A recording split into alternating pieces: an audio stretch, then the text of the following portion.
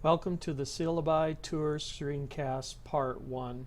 The purpose of this screencast is to highlight some of the content found in the CWI Institutional Syllabus and the Online Syllabus Addendum.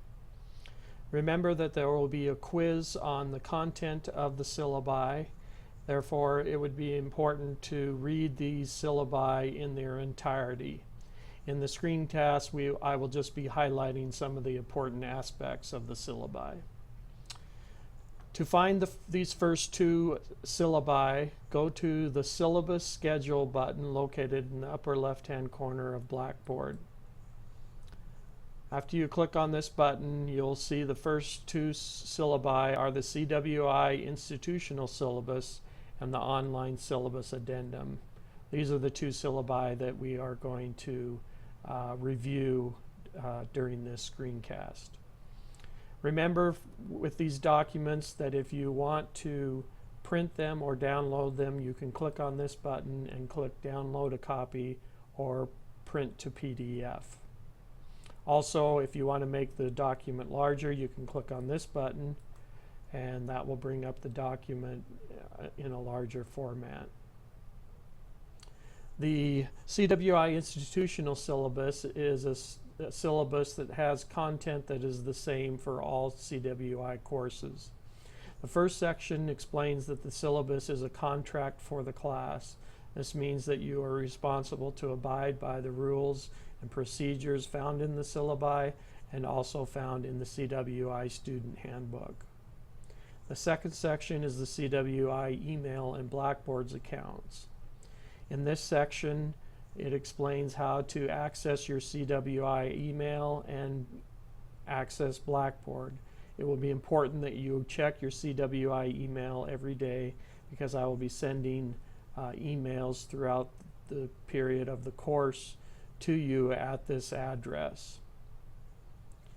The next section is the One-Stop Student Services Centers section. In this section, you're given information on the location of One-Stop Student Services and a phone number to contact them. If you need to use their services, the section provides the contact information. The next section is the drop policy. Basically, if you do not intend to finish the course, it is your responsibility to drop the course. If you do not drop the course, you will receive a F grade for the course. The next section is the special accommodations section. In this section, it explains that you can contact One-Stop Student Services to receive accommodations if you have a disability. After you contact them, you will fill out a form with them that describes the accommodations that you are allowed. You can give me that form and I can make sure that you get those accommodations for the course. The next section is the library and research support section. This gives information on using the library. It's email address and website location and other information about using the library's resources. The next section is the tutoring services section. This explains the tutoring services that CWI offers. They have services for writing, foreign language, math, etc. And it gives information on how to contact them and procure their services.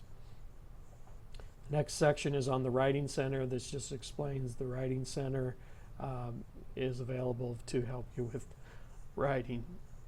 The next section is the end of course electronic evaluations. This section describes how you will evaluate the course at the end of the semester. This is done by clicking on the course evaluation button in Blackboard during the 13th, 14th, and 15th week of the semester. This is very valuable in helping us improve the course and also helping me improve as an instructor. Faculty of Distinction section. Basically, this just says that if there is a faculty that you feel is doing an excellent job as an instructor, you can nominate them to be recognized as the faculty of distinction by sending an email to this address. This section is the FERPA section. It basically describes the FERPA laws, which are basically say that I cannot share any of your academic record or information with anyone but yourself. If you do want me to share your academic information with someone else, you can fill out a release form that will allow me to do that.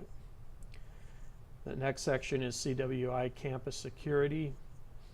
This section describes some of the security features at CWI, and I recommend that you read this in its entirety.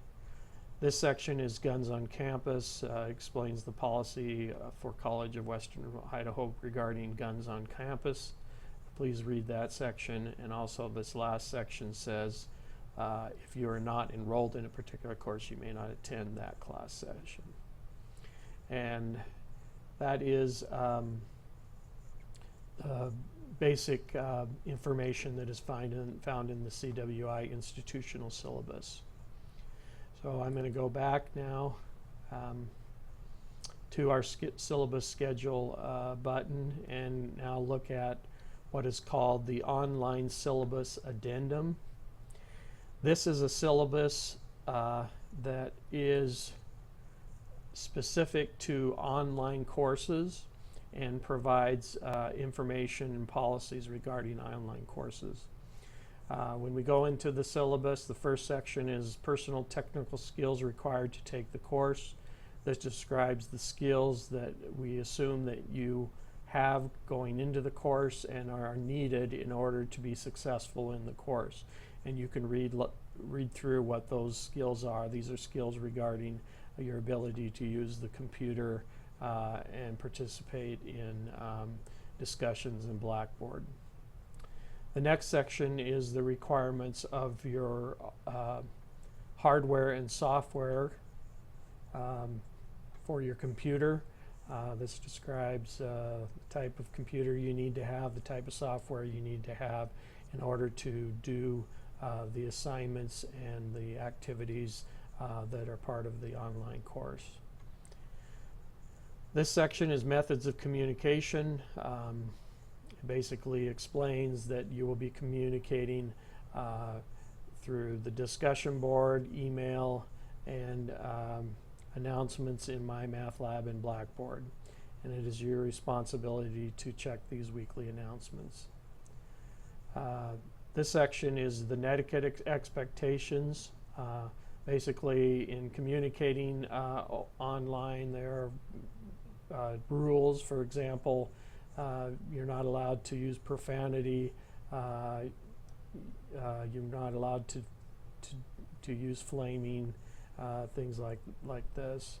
Also, we do not allow any sarcasm because that's prone to misinterpretation.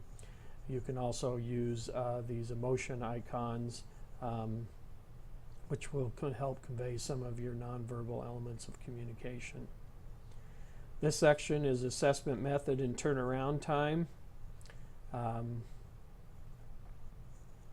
Basically, this explains that your feedback for assessments will be given within a week after the assessment due date.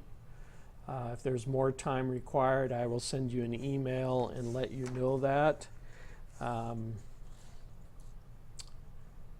Also, this section explains partial credit and points for the discussion boards. The next section is instructor's role in interactive assignments. This basically tells you what my role will be in doing interactive assignments like discussion boards. The next section is definition of attendance.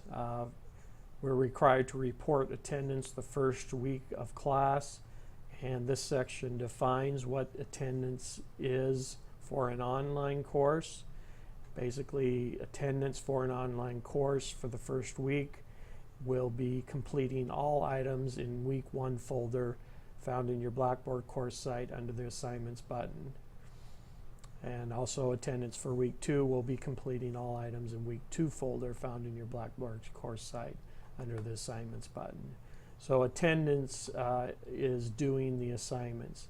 If you do not do any of the assignments the first week, I will automatically drop you from the course. Email turnaround time. I will respond to emails during the week within 24 hours. If I do not respond within 48 hours, please send me an email. I also will respond to emails during the weekend within 48 hours. If I do not respond within 72 hours, you can send me an email about that. Technical glitches. Work ahead on your homework and quizzes to prepare for possible technical glitches. I will generally not extend due dates for technical glitch reasons. If you're having problems with your computer at home, I recommend that you use a computer at the school that is working properly, or find another computer that is working properly. This concludes the Syllabi Tour Screencast Part 1. Again, I recommend that you read these 2 syllabi in their entirety in order to prepare for the syllabi quiz that will be due on September 2nd. Thanks.